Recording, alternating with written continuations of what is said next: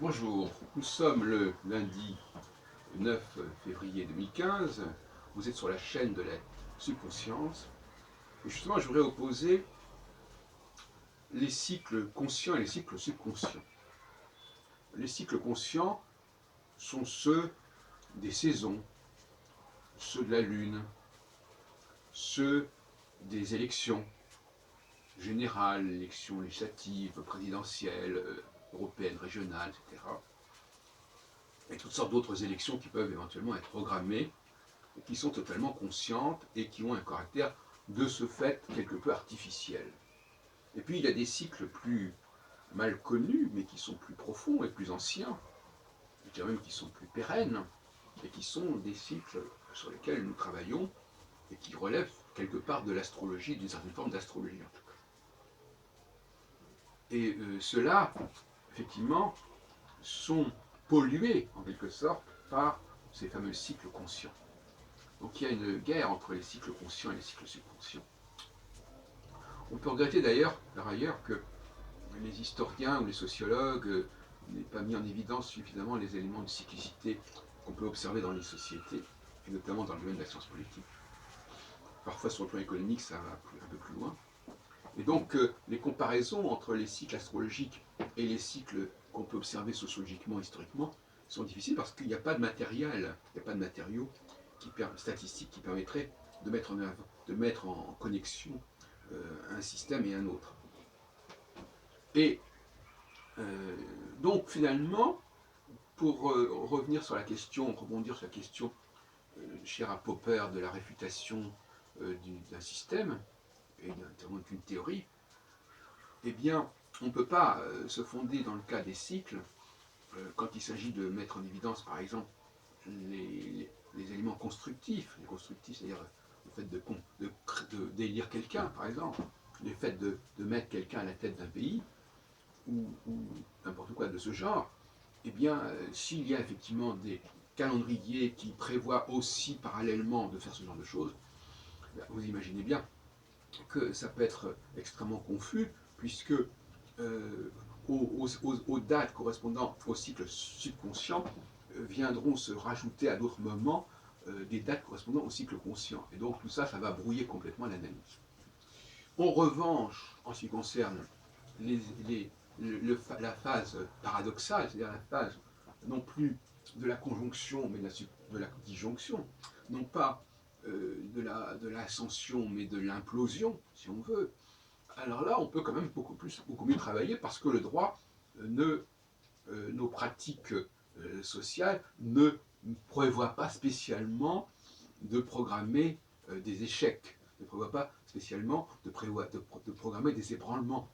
La pensée juridique, le droit ne pense pas la catastrophe quelque part. Or, dans les théories cycliques sur lesquelles je travaille, il y a des moments de catastrophe. Et ces moments de catastrophe, eux, peuvent être plus facilement réfutés et donc mis en évidence. Si je dis à un moment donné, donc finalement, les prophètes de malheur, en quelque sorte, sont plus crédibles que les prophètes de bonheur, parce que le bonheur, ça peut s'organiser, on peut se marier, hein, on ne peut pas empêcher les gens de se marier, on ne peut pas empêcher les gens d'élire quelqu'un, mais la question de savoir qu'est-ce que ça va donner. On ne peut pas non plus empêcher une grossesse de se déclencher, mais qu'est-ce que ça va donner? Donc le commencement de quelque chose, c'est quelque chose qu'on peut assez facilement générer, et donc on peut facilement le faire au niveau du conscient. En revanche, lorsque quelque chose se termine, eh bien là, effectivement, c'est quelque chose qui est un peu une sorte de tabou, et donc les gens ne programment pas la terminaison de quelque chose, en tout cas pas la terminaison de façon catastrophique. Parce que c'est bien ça dont il s'agit. Il s'agit d'un moment du cycle, un moment d'implosion du cycle, et donc ce n'est pas l'aboutissement du cycle, c'est un moment critique du cycle, c'est pas tout à fait la même chose. Donc ce moment critique, il peut être éventuellement surmonté dans certains cas, bien évidemment.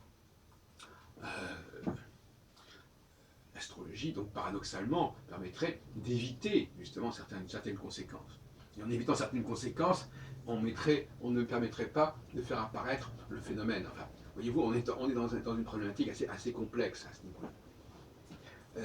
Donc, quand on regarde au niveau de ce qui est vraiment marquant dans l'histoire, on s'aperçoit qu'en réalité, et ça j'avais remarqué déjà il y a une quarantaine d'années, on s'aperçoit qu'en réalité, ce qui est le plus frappant, c'est lorsque un château de cartes s'écroule, lorsque une construction, un système implose.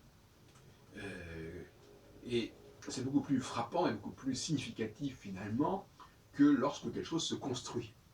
Même l'Union européenne, bon, au moment où elle se construit, c'est intéressant, mais on ne sait pas ce que ça va donner. Enfin, on ne savait pas ce que ça allait donner, et on ne sait toujours pas ce que ça va donner d'ailleurs, entre parenthèses. En tout cas, il peut y avoir des crises.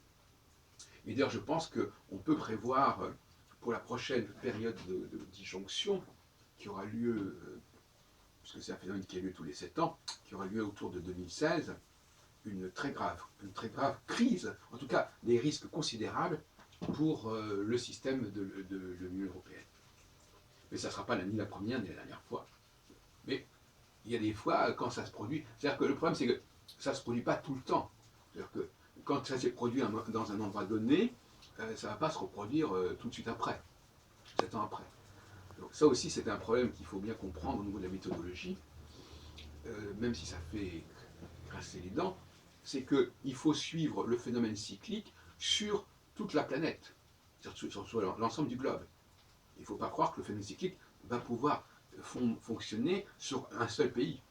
Parce que si on est dans le domaine donc de l'implosion, eh bien, par exemple, quand il y a eu une implosion dans un endroit donné,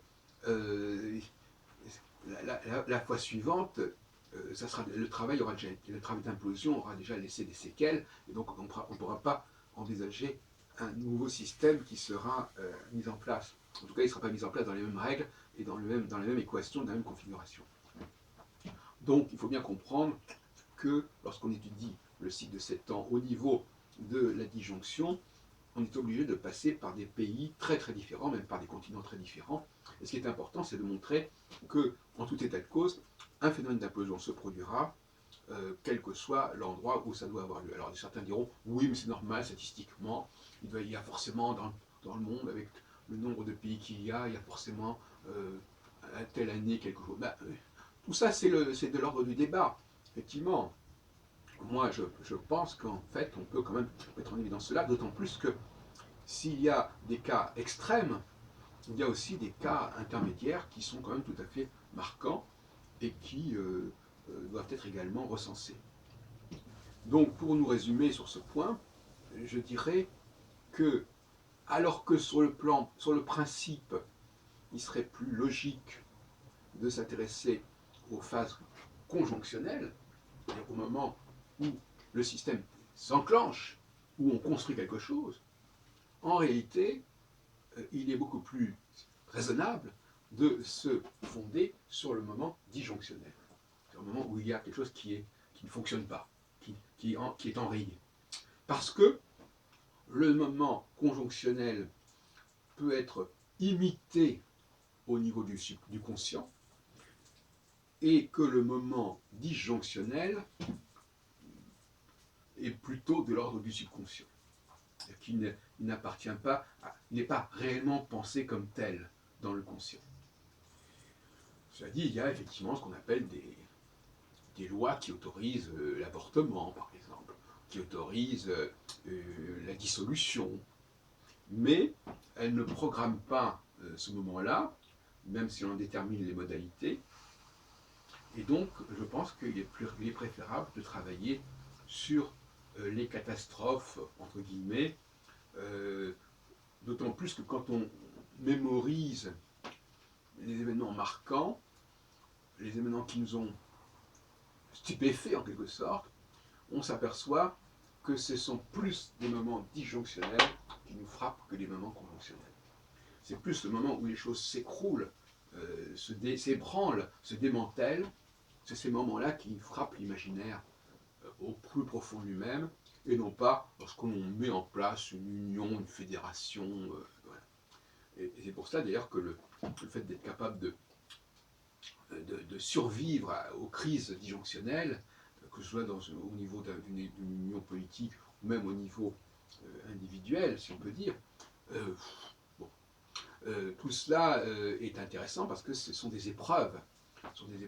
Mais qui sont, en fin de compte, non pas du tout aléatoires comme on pourrait le croire, mais qui sont programmables. C'est toute la différence. La différence, c'est que la crise disjonctionnelle est totalement programmable. Et donc, si elle est programmable, elle peut être complètement intégrée dans le domaine juridique, comme je le disais dans une précédente vidéo. Ce n'est pas un élément aléatoire, le moins du monde.